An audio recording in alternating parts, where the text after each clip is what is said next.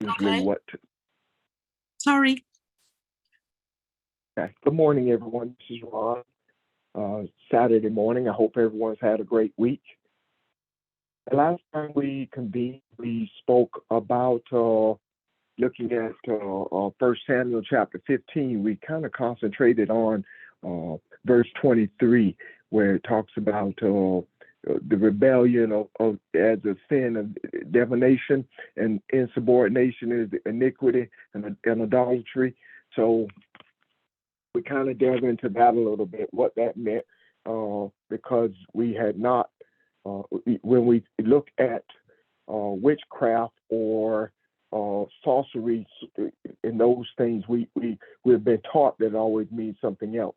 But even in some of the other places in the scriptures, we notice that there are other scriptures that also speak of it. Like, for example, I think it was George that mentioned in Genesis where Moses goes down to Egypt and the rods or the staffs turn into serpents. So all of these have their same sort of origin, but they lack meaning as to what we have been taught they meant. So we looked at those in detail and sort of concentrated on that, and sort of as a background and understanding, we looked at the relationship between Saul and Samuel, and at some point, maybe today, I'm not sure, we'll look at that again or in greater detail. But first, as always, let's see if we have any questions and concerns about what you may have witnessed this week or anything that may have come across your mind. Questions?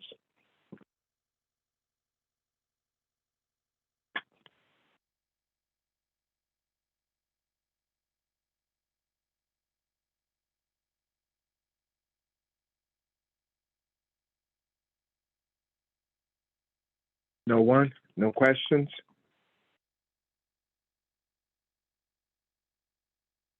Well, I have one I'll bring up then. And the fires in Hawaii sort of surprised me. Not we talk about weather all the time, weather patterns and whatnot, but this thing went from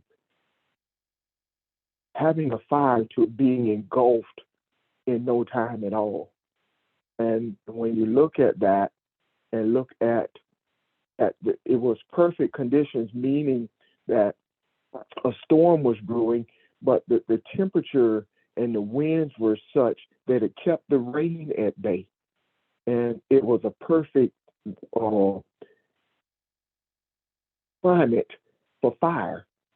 And that just kind of stuck out at me. I don't know if anybody else noticed that, but that's one of the things that happened this week that kind of got my attention. So any comments on that? And did anybody see it or have any other greater details on that fire in Hawaii? Good morning. This is Nick. Yeah, I saw that, and I think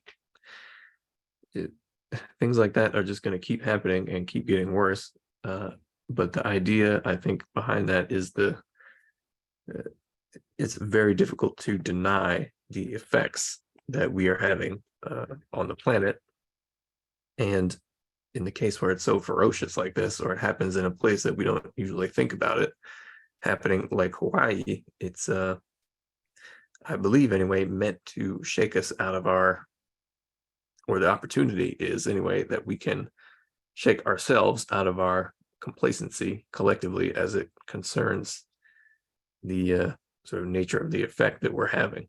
But I don't know if that will exactly, but it is one more thing that we see that it represents something that we need to deal with on a collective level that will be popping up as we move through this sort of transition, I think. Yeah, I agree with you.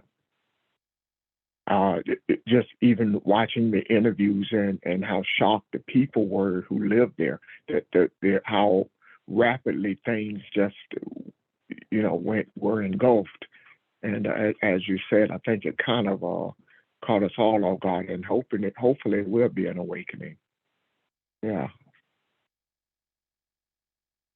I also think it's interesting that it was Maui, not the only island of Maui that most devastated, because Maui is the island, kings and queens of antiquity. I think that was very interesting that it happened there. And also Maui is one of the primary destinations for resorts in Hawaii. You don't get people's attention. Excuse me, Said. I need you to speak up a little more louder, please. Okay. I was saying that Maui, interesting that Maui is the island spirituality in Hawaii. And that's the primary place where the kings and queens of antiquity are buried. And the chapel there is considered the oldest chapel or structure that honors the kings and queens of antiquity. And I also think that the universe is doing what it's doing the way it's doing it, because if people, things don't happen to people who are whose expectations are to gain something from that place, then nobody really pays any attention. There was a lot of talk about the volcano in Oahu when it erupted, but nowhere near the damage and nowhere near the coverage that Maui got, and of course, because Maui was so devastated. I do not think that is something to be looked at and say, well, it's coincidental. No, it's not coincidental. And I think it's also, I agree with Nick, that is an attention grabber because of what is being done to the earth. But I also think that it is a message because of where it happened and the way it happened. No coincidence that the rain was held at bay by the winds and that heat. What is it? That front that kept the rain from entering the island. It's devastating, yes, and there are times when people's lives are lost, and that in itself is devastating. Yet it still gets the attention of people. And when I listen at it, I hear more talk about the resorts that were destroyed than I do about the people who were killed. And that speaks volumes about about what people give value to. I'm done.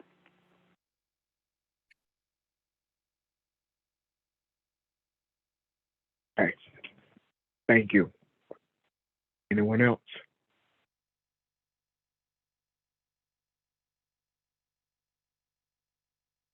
Okay.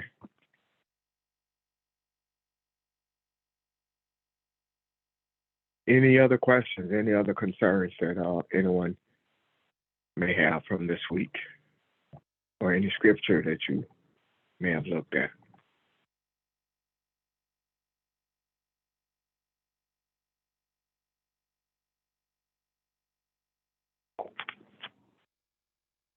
Okay. A quick question. Good morning. This is Audrey. Hey, Audrey. Did anyone think more about that Lions Gate thing? And this is the day it's supposed to be closing, right? Yes. I just wondered if anybody had any other thoughts about that.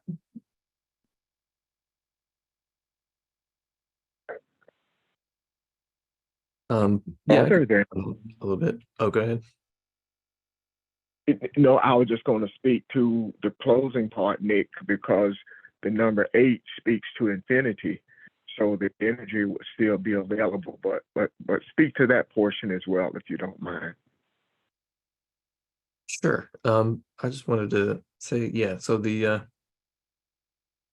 general idea with any of these cycles of time as they come back up, and like Lionsgate happens every year, but as we move through the year, as the solar system moves through the galaxy, as our sort of minds and sense of self changes over the course of the seasons and the year, all these gates and opportunities represent the potential to draw upon energy that is more available at certain times of year in order to accomplish whatever it is we collectively agreed to use that energy for.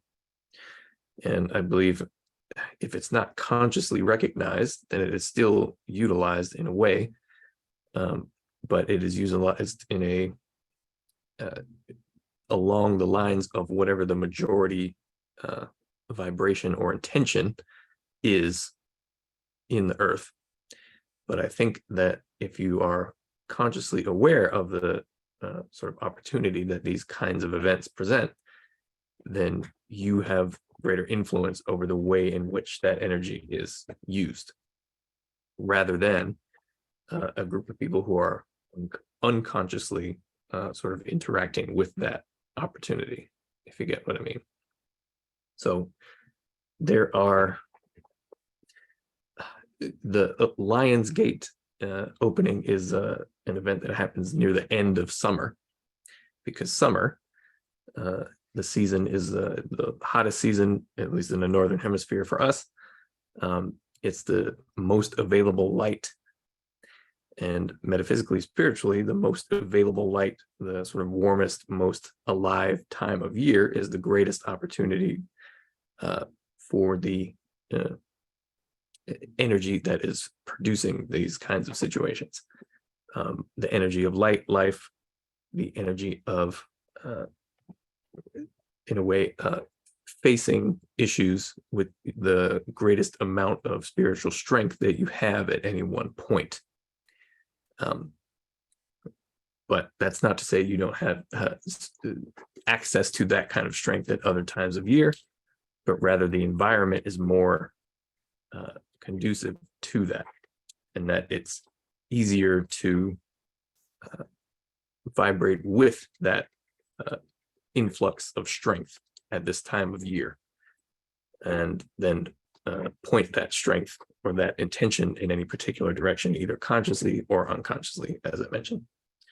So even though the gate is closing, these kinds of energies are still present, and we still have the opportunity to use them, but it is more so on an individual level, or a sort of or a smaller group level, that we have to more proactively seek it, rather than it being sort of presently available, if that makes sense.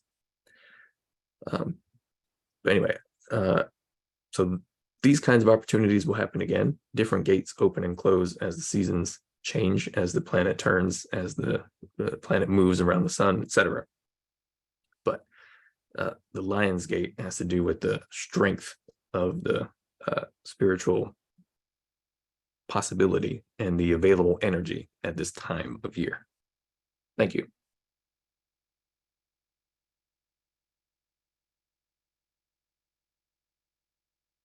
Thank you. I want to back you up a minute. You said something I missed. The significance of being the end of the summer again. Say that part one more time, if you don't mind, Nick.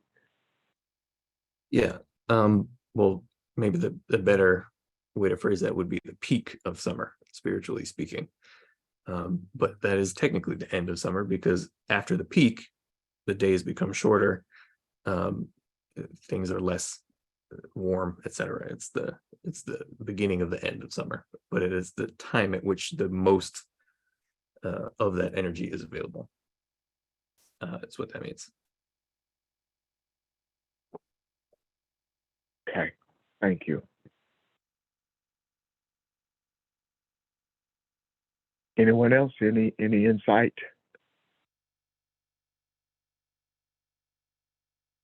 Or questions?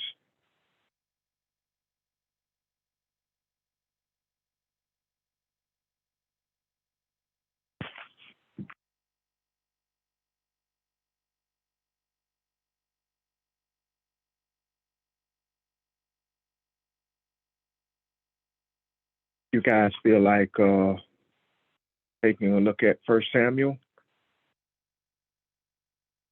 There's a couple of things I want to point out.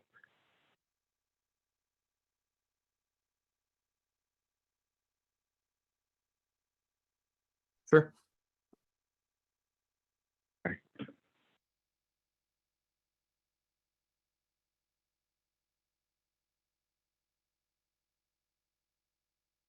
I'm gonna start in chapter 8, and I hope I don't frustrate or confuse anyone. Okay, there's a lot in here, a lot of symbols, a lot of meanings, a lot of things I don't understand. But Saul's life fascinates me, and I don't think that I did an adequate job of laying that out the other day. So it made me look at it even more. The other day we were focusing on that verse about witchcraft, and I think we did a good job of explaining. At least Pastor did. Thank you, explaining that so we could all see it and seeing that. Excuse me, that it doesn't mean what we thought or had been taught that it meant. But how did we get there?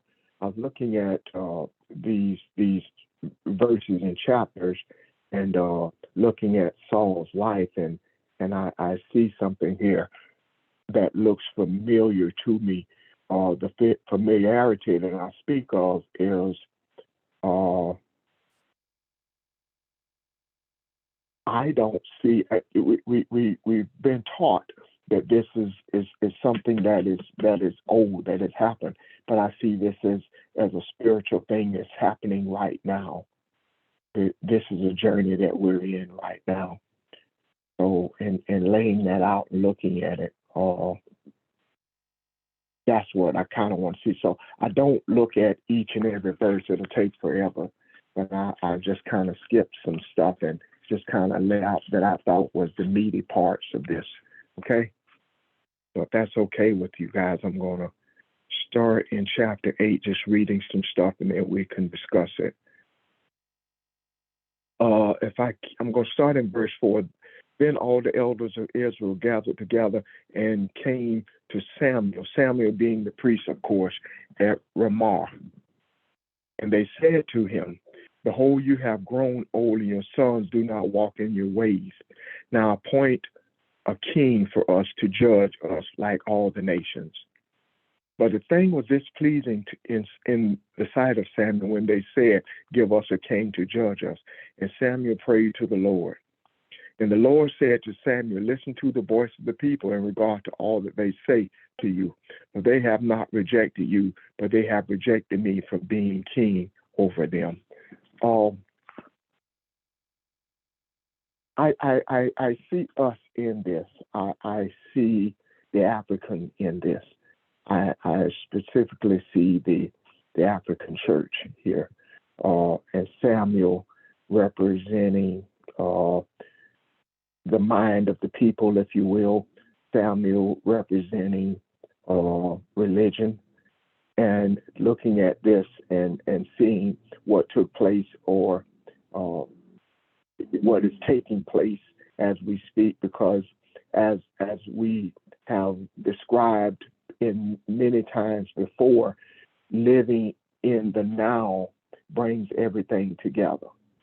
So we can look at this and say whether these words are written 2,000 years ago or whether they're written today, it's still relevant to where we are because of the spirituality of it, or the energy of it. Okay. So in looking at Samuel, the thing I see here is because of the sons of Samuel being they were taking bribes, they were doing everything ungodly, they were doing everything that was perverted and away from totally different than what Samuel had been doing. And so the people gathered together here, and this word, it came to Samuel at Ramah, Ramah. It's talking about being exhausted. It's talking about being in a prideful time. So here they come in all of their pride, and they say, make us as other nations. Make us as those who are heathens. Make us like those who don't know God. So the mind of the people is not on God. If you look at the role that Samuel has in their lives, it is Samuel who has a relationship with God. What they're saying is we don't have that relationship with God, and we're okay with that. So if you look at that, because at some point I'm gonna come back and talk about the word king here, make us king, because God said it is not you that they rejected. You rejected me. They rejected me as being their king. So as we kind of unravel this, I hope I'm come back to the hope that makes sense. Any questions so far? Now I want to go to look at the rest of this chapter. It speaks about what's going to happen to them if they get a king. It talks about what happens to their properties. It talks about what happens to their sons and their daughters and their offspring. It talks about a tenth of what they have. It talks about their sons will be used for battle and their daughters will be used as servants. It tells them exactly what to expect as opposed to what they have now, looking at who they are and what they have now. So the rest of this chapter kind of lays it out for them. But in the end, they still says, we want a king over us. So I mentioned in the beginning that what Saul represents, and I said Saul looks at the mind of man, and the mind of man is more religious toward God than a seeker of truth. In other words, as I laid out what I was saying about what would happen as a king, the difference being religion shows no accountability. Religion gives you nothing to sacrifice of self. I don't mean to sacrifice as an animal sacrifice. I mean each and every one of us on this phone gave up a part, at least a part of ourselves, and this has been part of the journey. Even if we say, I give up my free will, that is a journey because we're challenged with that choice on a daily basis.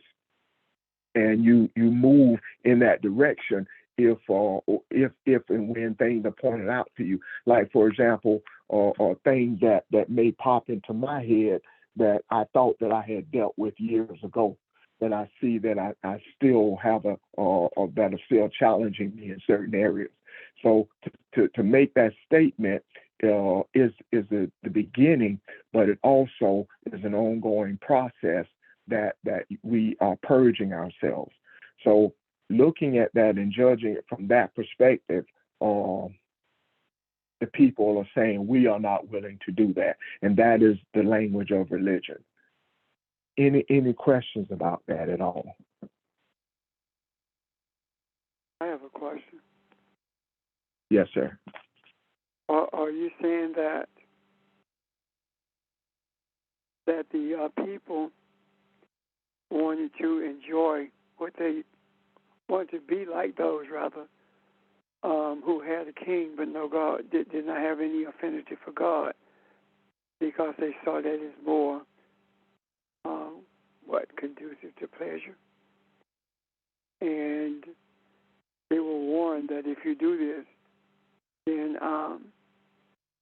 your offspring, and as well as you, will become servants. Is that what you're saying? Yes, sir. It appears that what they're thinking is that they're under a burden, and the burden came or is the burden reaches its apex in the sons. The So- sons of I'm sorry. I want to ask something else. okay. I just want to say, if you look at verse 3, the sons were selfish. The sons were greedy. And they were going to be the apex of what that burden was. Although there wasn't a burden under Samuel, it appeared to them that other nations had it better off. So what they're saying is, if you're old and you're not going to be here anymore, we don't want to be under the burden of your offspring. We don't want to have people judging us that are not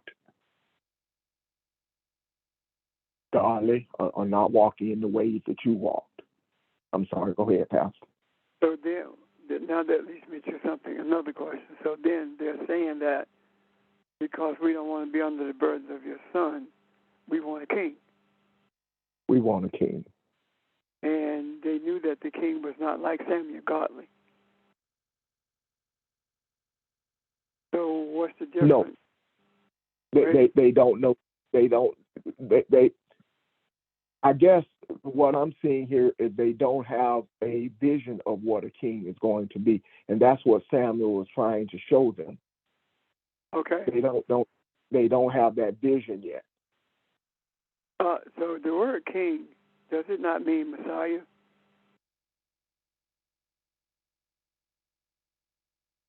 I'm trying to remember, was it Messiah or is it anointing? I think it's Messiah. Would someone look at that? I did not see that. I did look up king, and the thing that stuck out at me is it did not have. If you look at the word king in when they asked for a king in verse 5 and in verse 7 when God says king, it's the same root word, but the word is different. In other words, the word, when they said we want a king, that's a masculine noun. When it is answered, when God says they don't want me as king, it is talking about king, queen. It is 44:27 versus 44:28. So one is talking about balance and the other one is not. One is talking about masculinity, which I was going to get in or will get into as well. But I did not see the word I see is Malik, Lamalak. Yes, I think that does translate as Messiah or anointing. My point is this: or if I'm thinking clearly about, I'm remembering rather clearly about what that means, then are they saying that they want a human over them as opposed to spiritual, someone who is spiritual?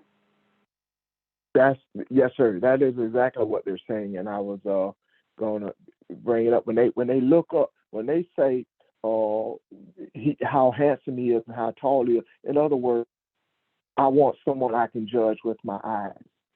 I want somebody I want something that is external. In other words, I want religion.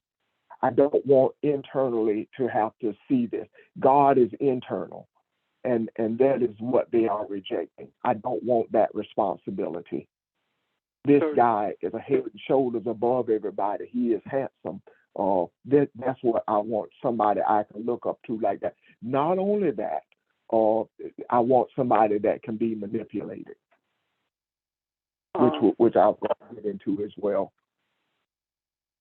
So the people are saying that I want someone who I can can see with my eyes, someone who is more pleasurable to look at. And when I say look at, I'm talking about from a spiritual as well as physical perspective. They're looking at an external. Can't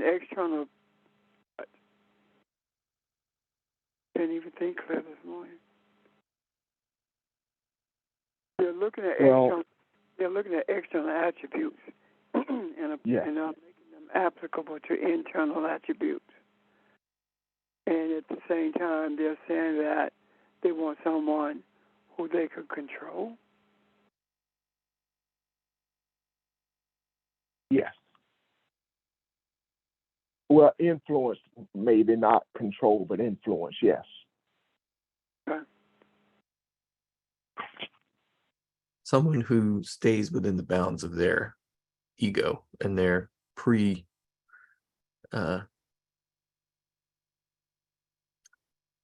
predetermination about what they want a king to be. Yes. So let me say this. I think- Okay.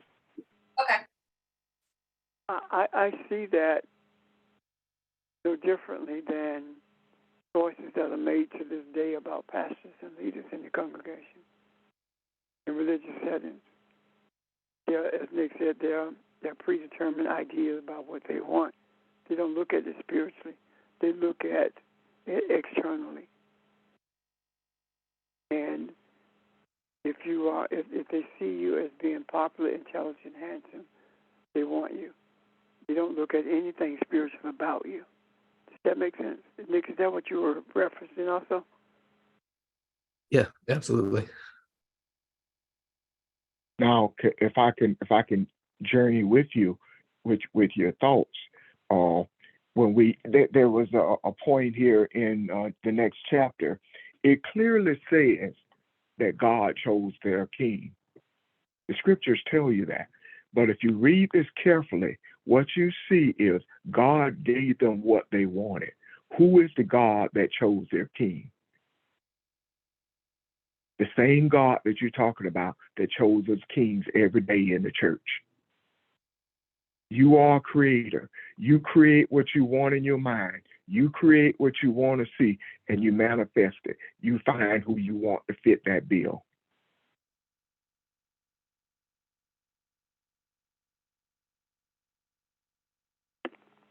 That makes sense. Yeah. Evelyn had a question. No, I'm just making this, I was gonna say the same thing you had just said about that pastor, what they wanted in the pastor. And he definitely had to know how to sing. But yeah, that's all I want to say. Okay. Yeah, I agree. They wanted the ritual. They wanted someone they could look to for the pomp and circumstance, but they didn't want to be personally accountable.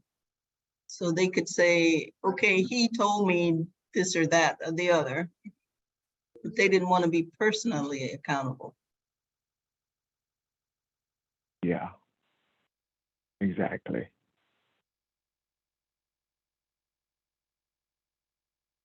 I'm going to read one more verse in chapter 8, then I'm going to go to chapter 9. Verse 8 says, like all the deeds which they have done since the day that I brought you up from the land of Egypt, even to this day, that they have forsaken me and served other gods, so that they are doing to you also. Something dawned on me, because the scripture says this throughout. He reminds them of being the God that brought them out of Egypt. Does that not sound familiar? Does that not sound like the reflections that we are called to do at the end of 7? Is that not talking about the apex of creation? So they're invited to look back and reflect on who they are in these type of situations when something comes up. Because if you look at scriptures, it constantly says that. So look at who you are. You have been set aside for a purpose. You are the exalted portion, the exalted energy of man. You are not that you are better than anybody else, but you are set aside for the purpose of deliverance and bringing this harmony. Pay attention to who you are and look at what you're asking for. So that kind of stuck out at me when looking at that, because it says that on more than one occasion. Talks about the land of Egypt. And as we've discussed before, it reminds them throughout the scriptures, least they forget who they are, but it doesn't stop them from forgetting though. Ron, I have a comment before you move further. Yes, ma'am. I made a statement, a very profound statement. I don't know if anybody caught it, but you were saying that we are creators, and whatever you create, that's what's going to manifest. Can you go in a little bit on that? Because that was a lot. Well, yeah. What I'm saying is God gives us what we ask for, what we want. Why? Because you're a creator too. He says it is finished. So when we want something, as much as I may boast about my life or complain about my life, it is one that I created. So did Evelyn create her life. So did James Richard create his life, and Sheldon and Nick and every one of us. We were influenced by our parents, of course, as to not only right or wrong, but what is valuable and what is not valuable. But we made the choices based on what we value. What is our consciousness? What do we value? What are the things that we are aware of? Those are the things that shape us. So here, this mindfulness is saying this is what a king looks like for us, and it is manifested because they have a right to bring about what they want to see, like Bethel, a church does, just like the Catholic Church does. So we manifest what we want to see, and the Creator here gives them exactly what they ask for. I heard So, a man once say that you create the house that you live in. So that's the same thing that you're saying, right? yes, ma'am. Well, Yes, ma'am. I want to take issue with what you just said, Ron. You said he gave Uh-huh. what they wanted, but they got more than what they bargained for. When you do it apart from spirit, and you do it apart from the essence of spiritual things, when you do it apart from the universe, and you do it, it's almost like it's you're doing it from your finite mind. Your finite mind does not know everything, and so apart from being doing it in conjunction with the infinite, that which has no beginning and that which has no end, that's what you create apart from the infinite. And when you do that, you don't see everything. You're not able to see everything with your natural eyes. You don't see, you only see what you think you want to see, but you don't see the limitations that physical kingship will have. That's what Samuel was trying to tell them. And even beyond that, they would be affected by the physical king and what it wanted. So I would say that not only did they manifest what they wanted, but they manifested something that they could not, more than what they wanted. They got more than what they bought.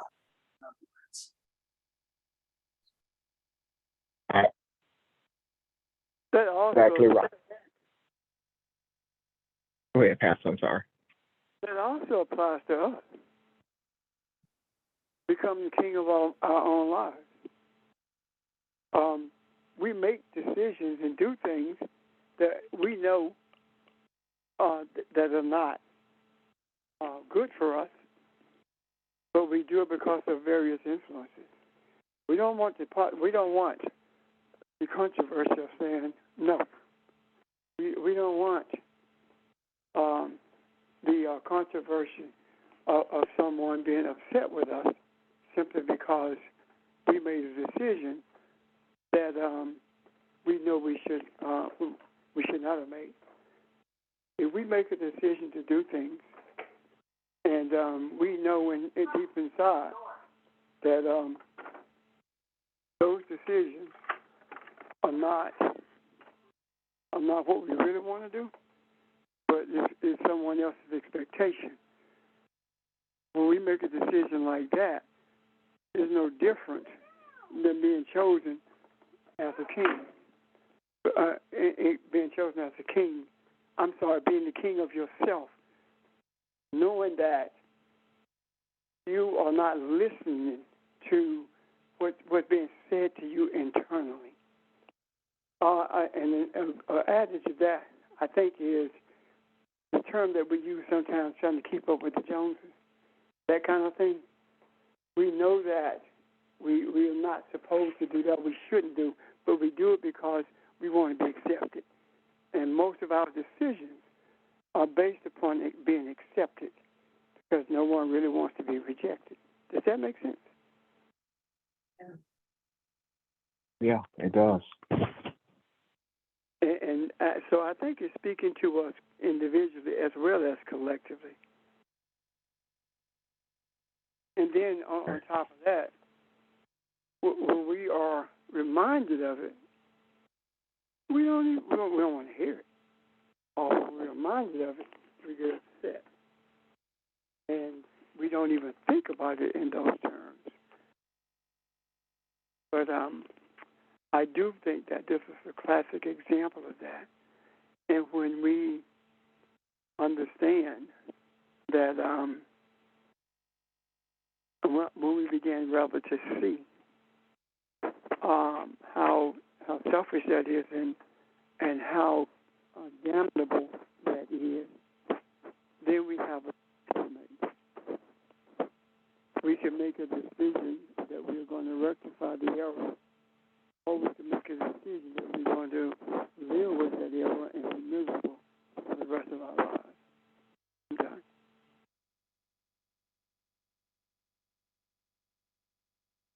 Okay. Thank you. Any questions about that, y'all? Anybody? Well, I have a comment. Do y'all notice that Okay. members just have the attitude of their pastors?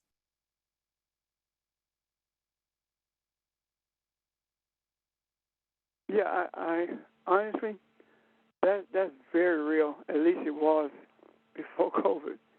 I don't know about now. With our interactions with various congregations, especially in Gaffney, I saw it more prevalent in Gaffney and Spumerick than any place else.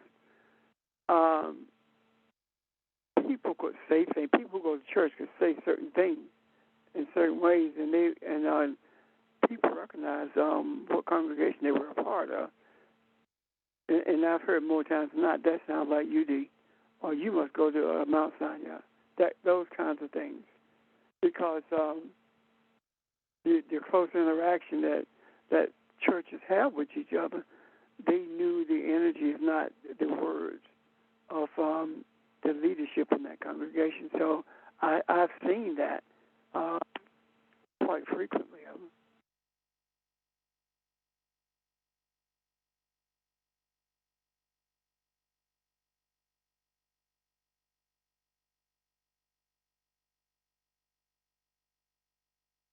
Okay. Anyone else? Question, comment? Look at chapter 9. I'm going over all. Hey, good morning, everyone. Ron, before you proceed, one of the things I've gathered thus far by way of what you read, I think the Creator is telling people that no matter if there's a king in play, you don't want to disconnect yourself from me. And whenever you disconnect yourself from the creator, it's a dance that's not enjoyable, metaphorically speaking. So I think that's one of the things that the creator is trying to communicate, or what this verse is trying to communicate. Stay in rhythm with me. And I go back to what Reverend Richards stated when we were at the downtown facility. When you disconnect yourself from the creator, that's when you got sin. So when I apply that to my own maneuverability, when I would go to AEU games, I would buy people food at the concession stand, or the team my son was playing on, whoever they were playing against, I would buy them Gatorade. Being that my heart was pure in it, I wasn't trying to show anyone up. I wasn't trying to outdo anyone. Wasn't trying to impress no female. I was just doing what I thought was wholesome and what I saw some of my uncles do. When we would go to Kmart, my uncle would spend like $3 worth of quarters for us to get on the merry-go-round. And it's only two of us, and they got two other fixtures.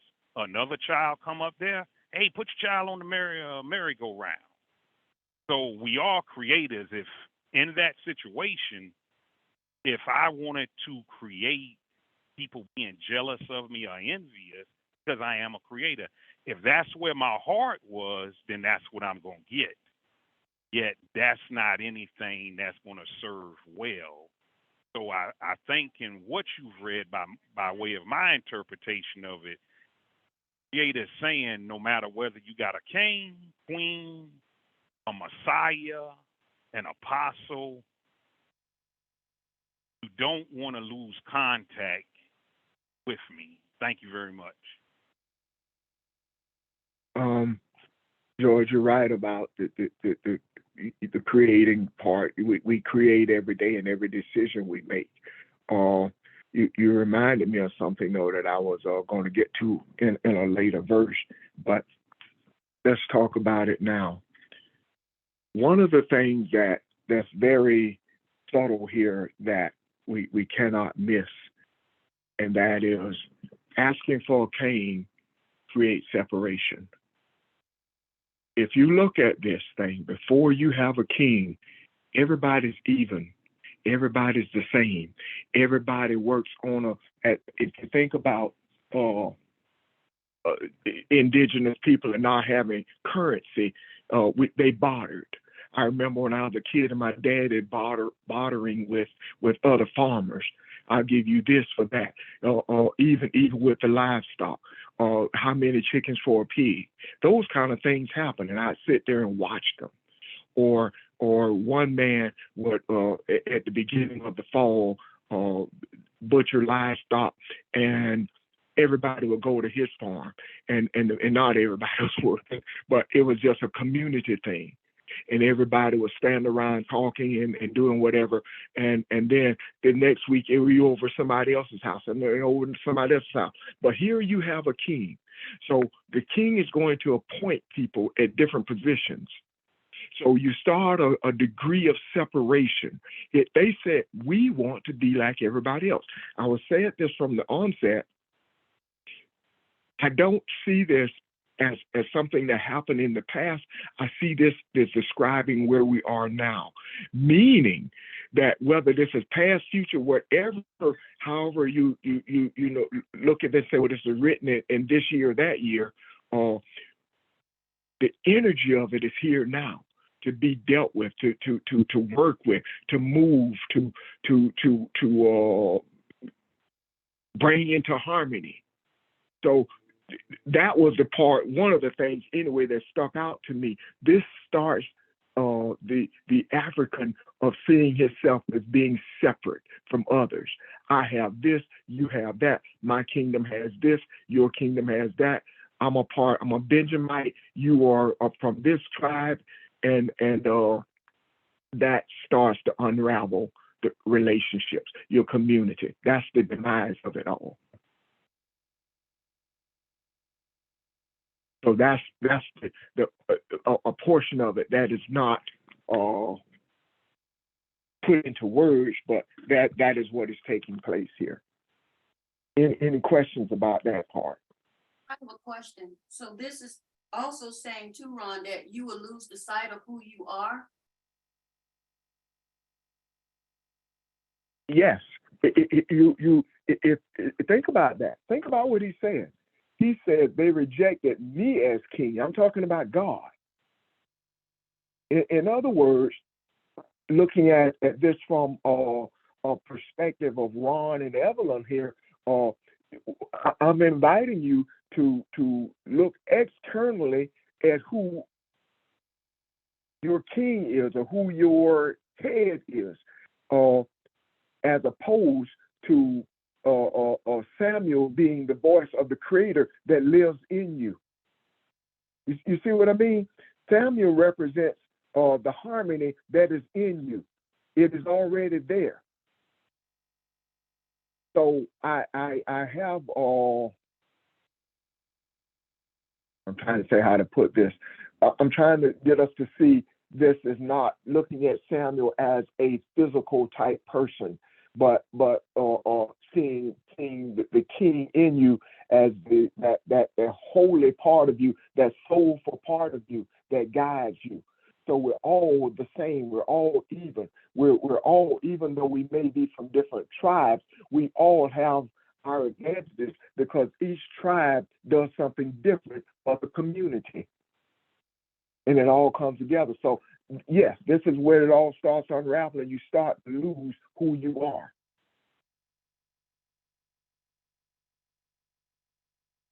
I feel like I did a poor job saying. No, you're fine.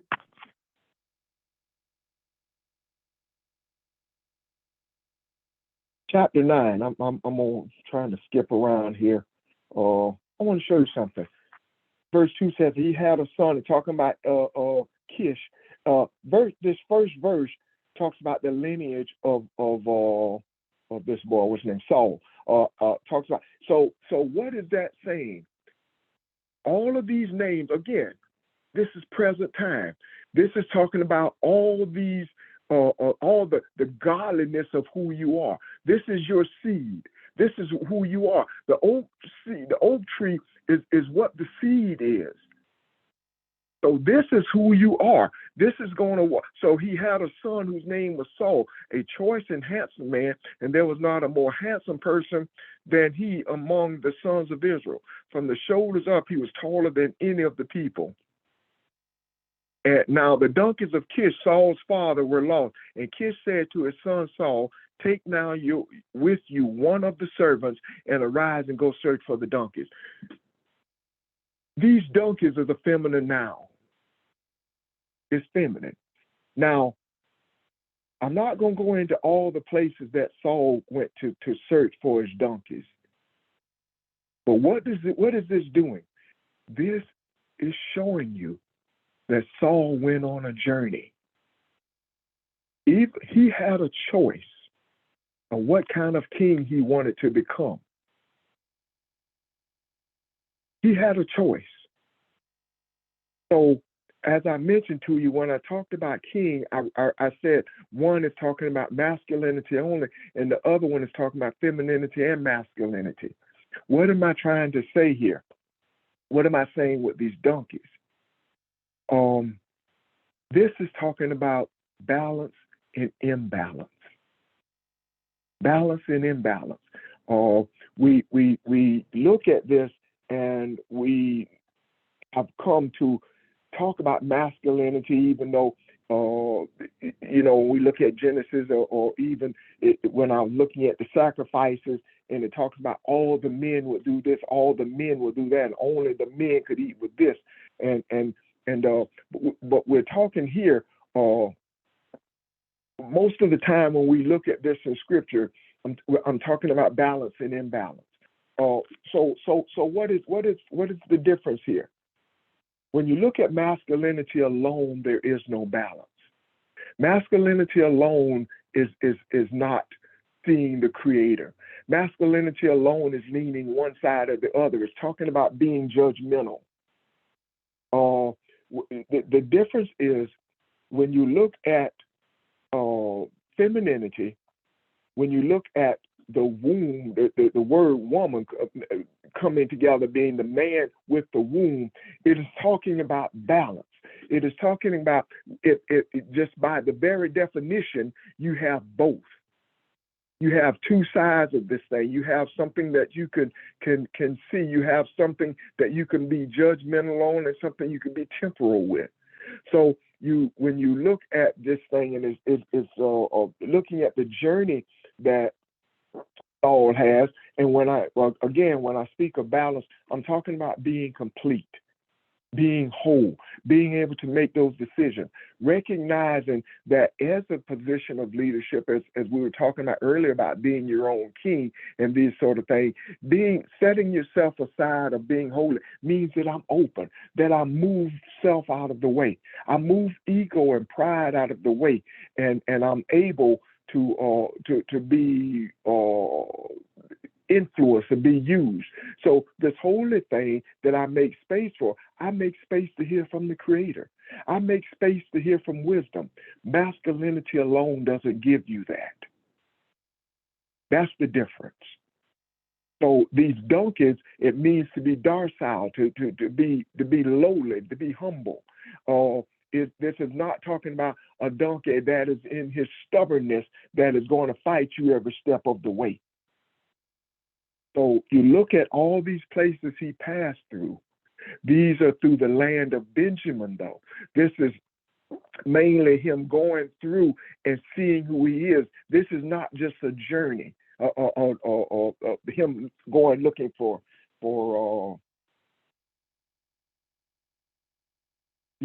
some jackasses, whatever.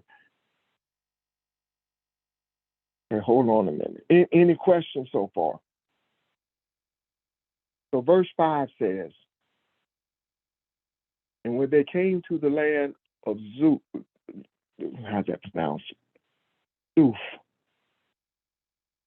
Saul said to his servant who was with him, "Come, let us return, lest my father cease to be concerned about the donkeys and become anxious for us." And he said to him, he being the servant, "Behold, now there is a man of God in the city, and the man is held in honor. All that he says surely comes true. Now let us go there. Perhaps he can tell us about our journey." Perhaps he can tell us about our journey. This comes from the servant. This comes from that portion of us that has given up free will. This comes from that portion of us who has given up our identity, who would do whatever it takes to seek wisdom. This is the wise part of him. If you look at that name that Zuph, when it came to the land, that means to overflow, to something that flows, or to overflow or make to swim. In other words, he came turn back. Yes.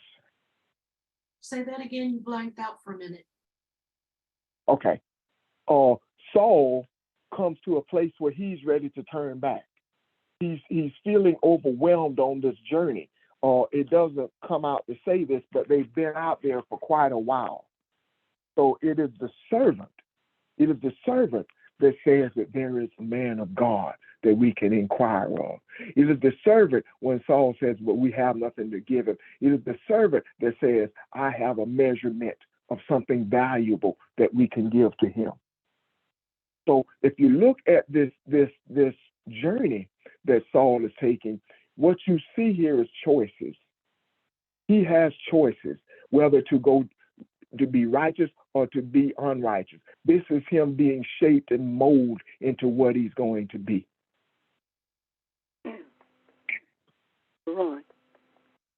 Saul, Yes, sir.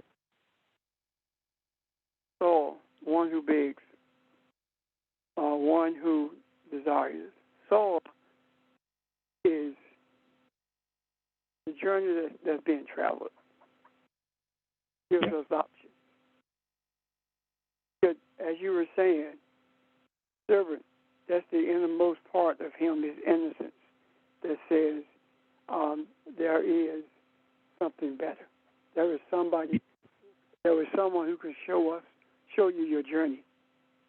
And that someone that was that could show the journey was the spiritual essence of who Saul was created to be. Can you see that? Yes, sir. Now, when Saul approaches one of his servants and says, I want you to find me a woman with a familiar spirit. Remember that? Uh-huh. Familiar is not there. If you look at spirit, it says Ab. The same word for Abun. I want you to find me feminine spirit. I want you to find me the spirit of God that's feminine, or the feminine aspect of God, so I can seek out Samuel. So it's like he's always on this journey searching for spirituality, but at the same time wanting to maintain who he is aside from being spiritual.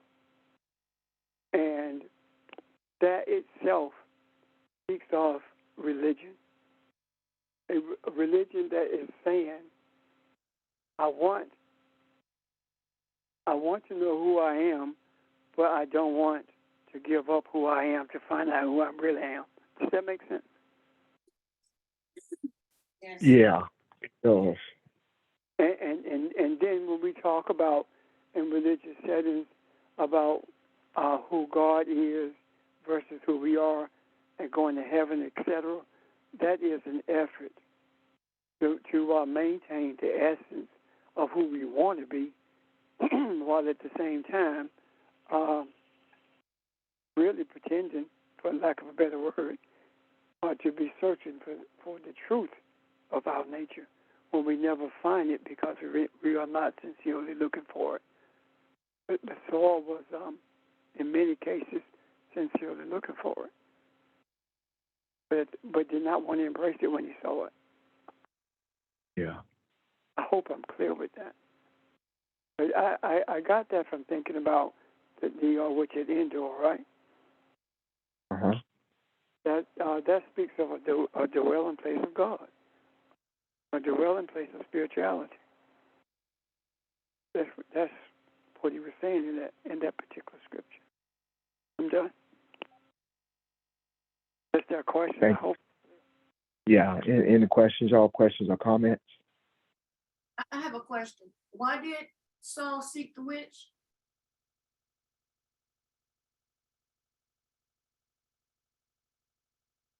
Saul wanted to speak to Samuel. Samuel means one who hears God. Saul wanted to birth something. He wanted to birth an understanding of who he is spiritually. Samuel, Saul, they're the same person. These are different attributes of us. And if we can see the different attributes of us, what we see is that when we talk about the aspect of Samuel, all the scripture is saying is that listen, you are one who has the ability, rather, to listen to God. And what was being said by the name Saul is begging for that understanding, begging to see who he is, but at the same time, he's refusing to embrace it as he sees it. Because in addition to him wanting to see Saul, what does he do? He asks specifically for the feminine aspect of the Creator, the feminine aspect of Abun. Why? Because that's what birthed the reality of who Samuel is. That's what birthed the reality of one who seeks to hear God. Does that make sense? It does, because it reminds me of how when we have people around us who still feel alone, and we talked about that. How you're really yearning for yourself, knowing who you are. Because the creator is always there. So that's what I got out of that. Yeah. Now keep in mind that the servant is always you. The inner voice, the searching. The inner voice that has to make a decision between embracing the material essence of you or embracing the spiritual essence of who you are. So this is not talking about two men. This is talking about personalities of mankind. I'm done, unless there are questions or comments. And I'm sure, let me put it this way. I know what I see. But if someone could help me explain it with a greater clarity, please do so.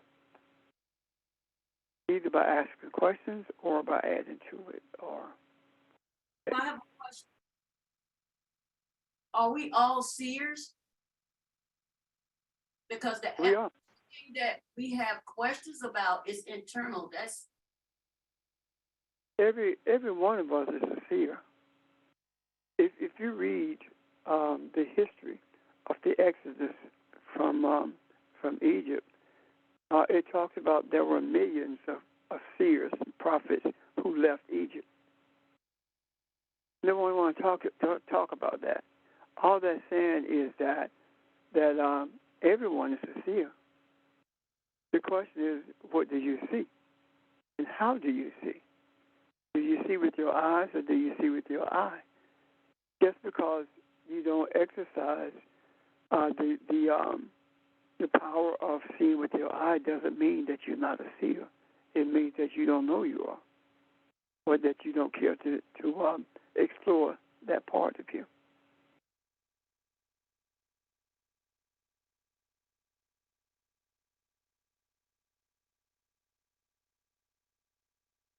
Questions, y'all?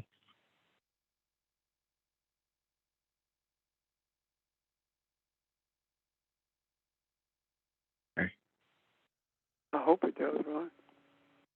Yeah, I hope so too. I think it does. yes.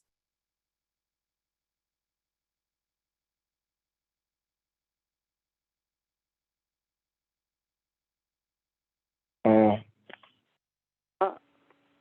15. Now, a day before Saul's coming, the Lord had revealed this to Samuel, saying, about this time tomorrow, I will send you a man from the land of Benjamin, and you shall anoint him to be prince over my people Israel. And he shall deliver my people from the hand of the Philistines. For I have regarded my people because of their cry has come to me. When Samuel saw Saul, the Lord said to him, behold, the man of whom I spoke to you, this is the one who rule over my people. Okay. Again, as Pastor just said, these are all aspects of who we are. So this is Saul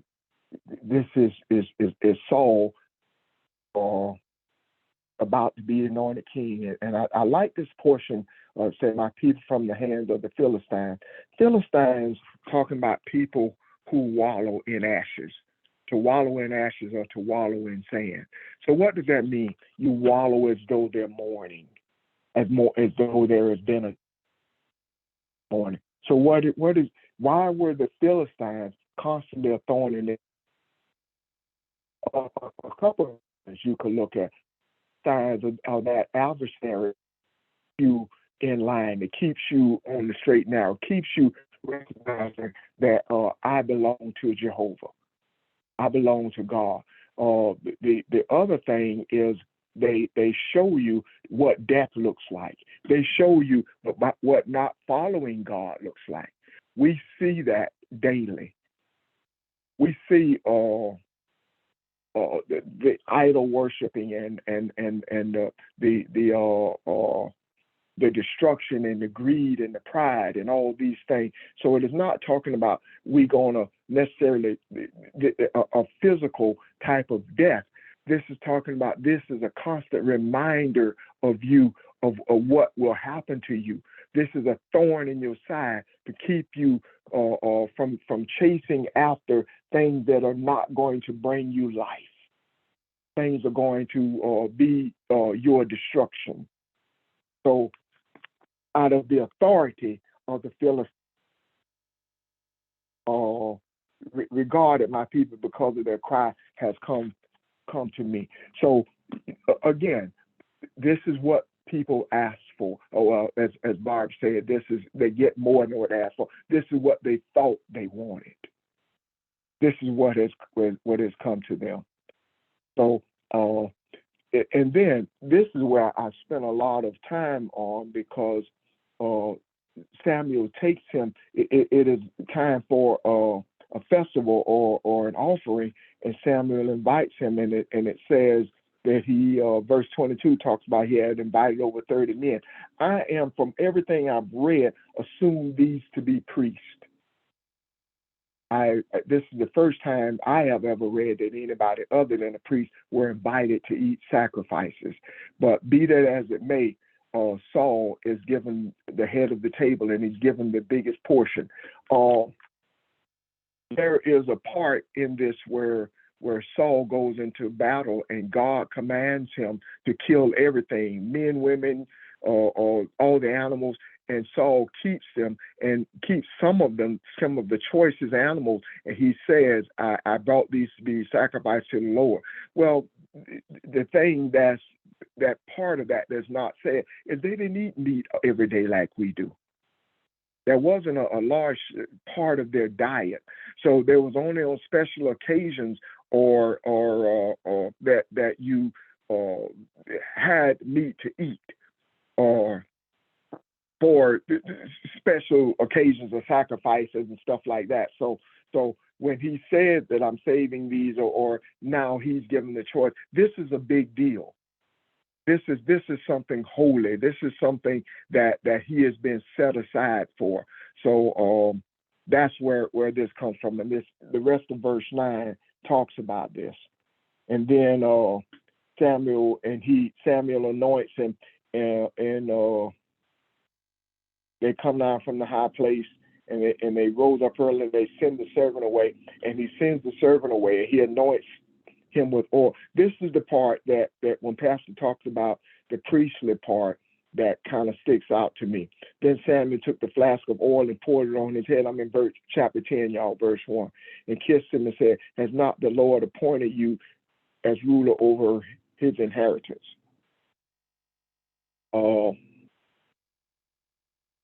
And when you go from me today, then you will find 2 men close to Rachel's tomb.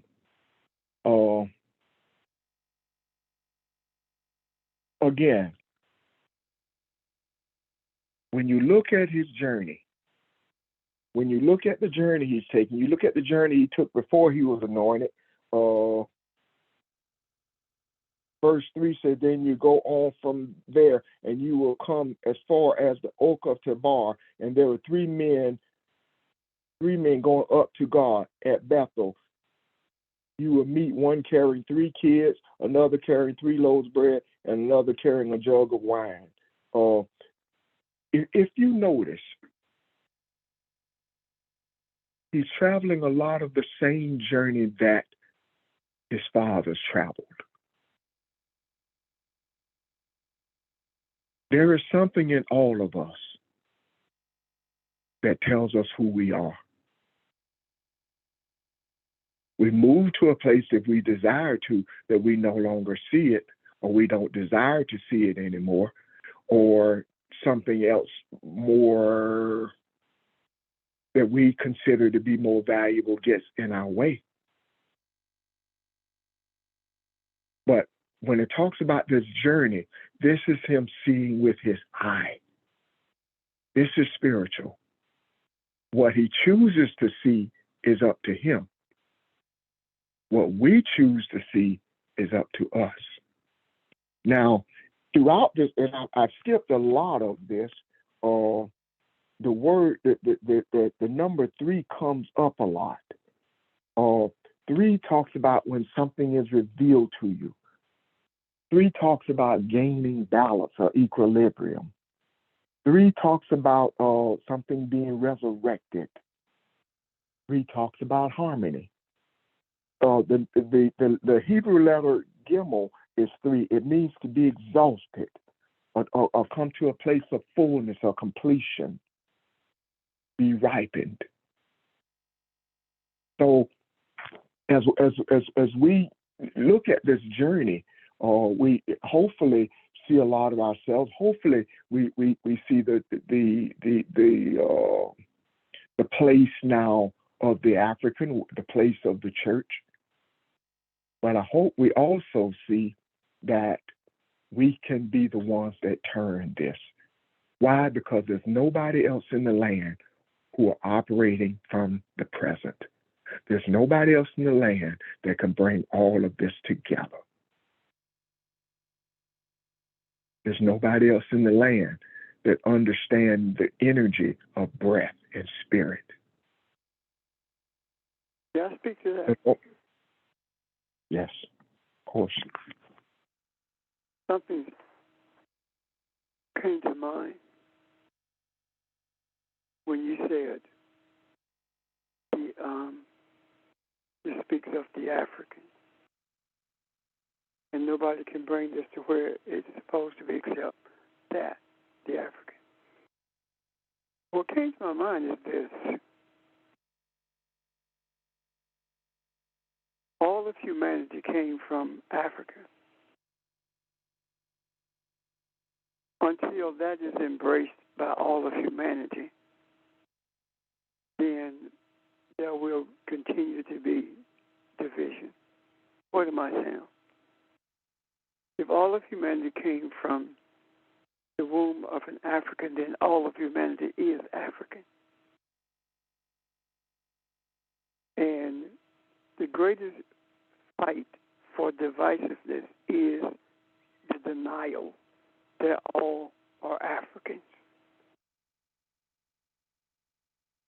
And when we embrace the reality of that being the origin of everything, of all of us, that's when we will begin to see a huge manifestation of harmony. Right now, the majority of the world does not want to be who they are. The majority of the world, inclusive of the Africans in diaspora, do not want to embrace the reality that they are African, that all of us have an African origin. And when the original human, the African, was enslaved, all of humanity was enslaved at the same time. And it is up to the origin of humanity to bring to a reality to everyone that all of us are Africans, and without admitting that, without embracing that, that will not be balanced. We talk about the browning of America. We talk about how the Japanese, the Chinese, who don't like us as Africans. We talk about how no one would want to change places with our skin color. All those things is simply people denying who they are. And it is incumbent upon us to continue this journey of self-identity. Self-identity meaning not individually self-identity, but self-identity as humans in this earth realm. And that consciousness is imperative for us to begin to see that we are one. And when we talk about being one blood, one people, we say one blood, but in essence, we're talking about all of us being African. We're talking about all of us being who we were created to be, who we came came from. Everything else, all of these denials and resistance is all about struggling to maintain division. And the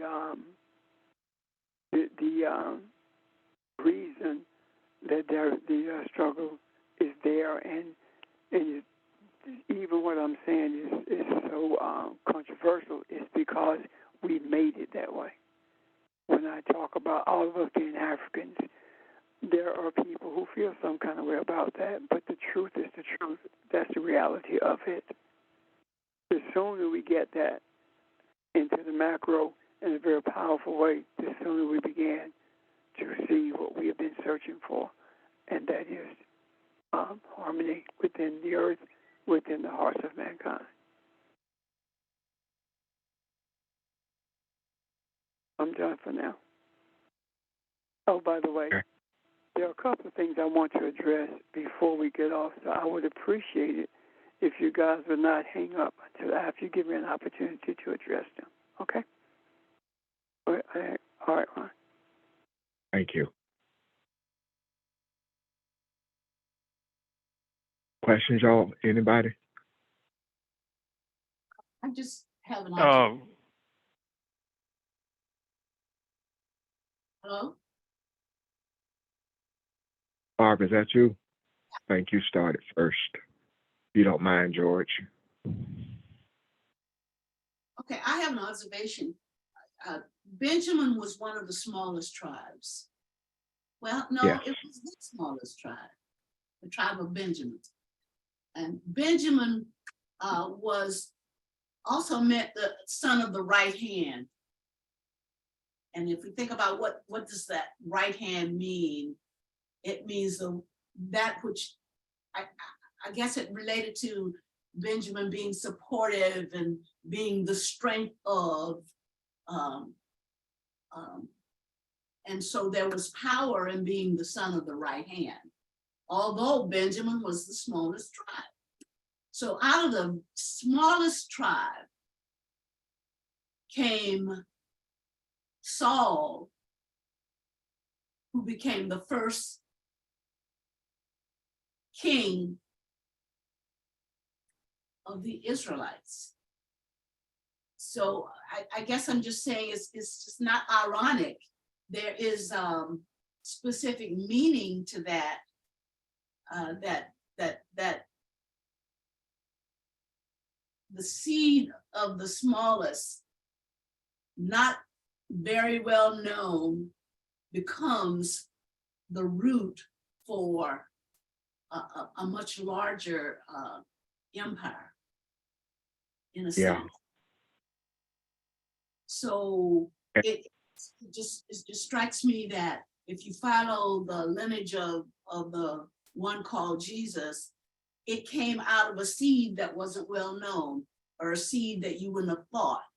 And so it reminds me that when the people asked for something, they did not expect to get a king from the smallest tribe, probably. Yeah. They expected someone from a well-known, more powerful tribe, in a sense.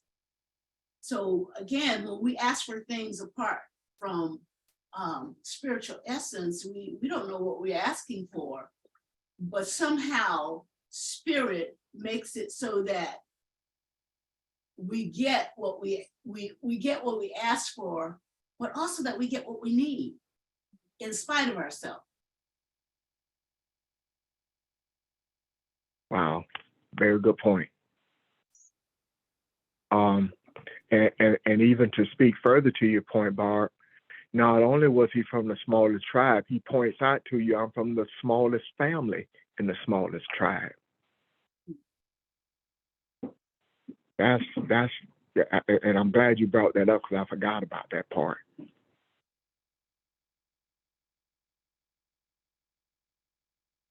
And again, another example of that is, look at all the sons of Jesse. But God chose David, smallest of the bunch, you know. Yeah. Oh, So he excellent point. seems to say that, you know, you want these things that you can see with your physical eyes. But, and you see them larger than life. But it is the small things. It is the things that don't seem so important to you that can become the most important for you. So Yeah. don't count, you know, we can't take our eye off of spirit, because our eyes see the larger things physically, but they aren't good for us. We think they're good for us, but they aren't good for us.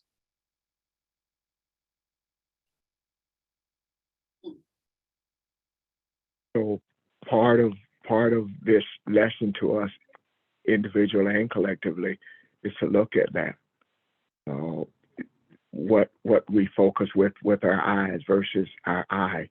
As Evelyn's question earlier, we created our worlds.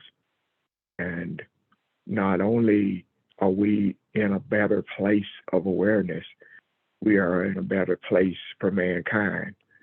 And that is something to rejoice. So God constantly reminded them that when you were in your lowliest place, when you were in that cramped space, that place of discomfort, I rescued you, I delivered you. And that is a reflection for us as well.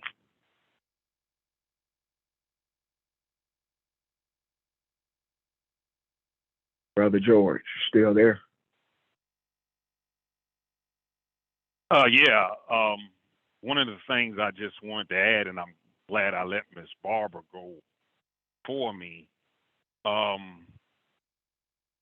the inner eye. One of the things that may incite your inner eye is you got to get tired. And tired has a lot of degrees to it. And what I mean by that, in a comparative degree, when I was mad at the church was still in control. Yet once I got tired of the church, I started looking at the church with my inner eye. Me personally, I'd rather an individual be mad at me than tired of me, and vice versa. I'd rather be mad at you or individuals than to be tired of you. So one of the things that will enhance a person's eye is when they get tired. And when you look at the situation that jumped off in Montgomery, Alabama, from a historical aspect, the European has always been a scared colony of people. Historic, that goes all the way back to the Punic Wars. And presently speaking, at this very moment, humanity is tired. And whenever you have a colony of scared Europeans in the same room with humanity that's tired, you can feel that energy. And if them wires ever touch, gone. So one of the things that will, and like I say, it's opinionated. One of the things that's going to jumpstart your spiritual eye, you may have to get tired. And that word tired, there's several levels of being tired. If you've ever been in a relationship and by way of love, and the other says to the other, I'm tired of you, you ain't got no more access to them. Then there's a tired of you've maximized your growth. When I was at Pet Dairy, supervisors called me in and said, hey, George, you top 10, man. What you leaving for? I'm tired. I'm not tired because I'm frustrated. I've just maximized my growth. There's nothing more that I can do here. I'm doing things out here where I ain't thinking, meaning it just comes natural to me. And you should always be in an arena where you think. And where I am now, man, it ain't like it was at Pet Dairy. So one of the things that just may help you in the eye may have to get tired. Thank you very much.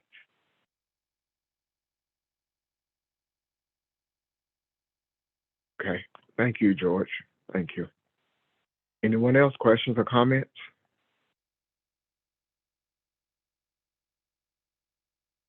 I hope I'm this. sorry. Good morning. This Mary, I have a Hey, comment. Mayor. You know, this Yes, whole lesson has brought it down to, for me, the importance of not shaping things, not, not looking at, keep me from looking at others and just stay inward and speak to the universe that what my desires are for the whole world and the things that I want, my guidance, whatever I want to be, because that was my prayer last night, to come to the fullness of who I am and what is my role in the universe, and to just just send out prayers for, or just the desires for people, and also understand that don't look for where it's going to come from. Whatever happens, don't look for it, because it always comes where you least expect it. So just keeping my eyes open, open. This lesson has really helped me with that, and I really appreciate that. Not shaping anything at all, because who would have thought that I would be in a position like that? I didn't shape it, but I allowed the universe to do what it needed to do in order for me as well as others to have. That's all. Don't want to ramble, just want to share that. Thanks. Thank you. Appreciate your comments.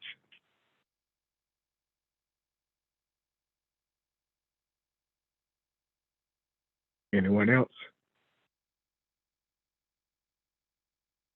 I think this is a good place to pause. I think this was something that we could look at ourselves individually and collectively, see the mind of man, see what religion looks like, and as we move forward in our journey to harmony, or in harmony, because we are harmony, we get clearer pictures every time we have these discussions.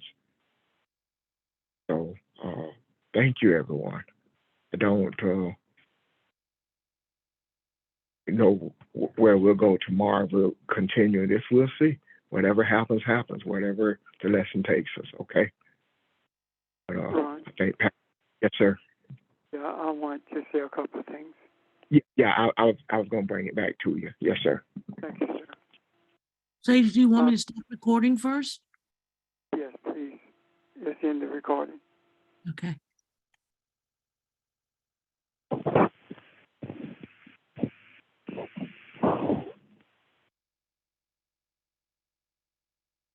Hold on 1 second.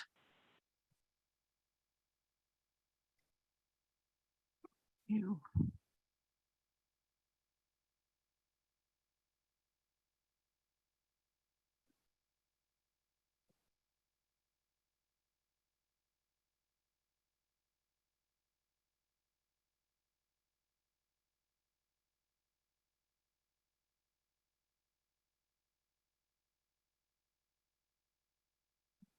And Hello? I'm here, Sage. I'm just having, okay, here we are.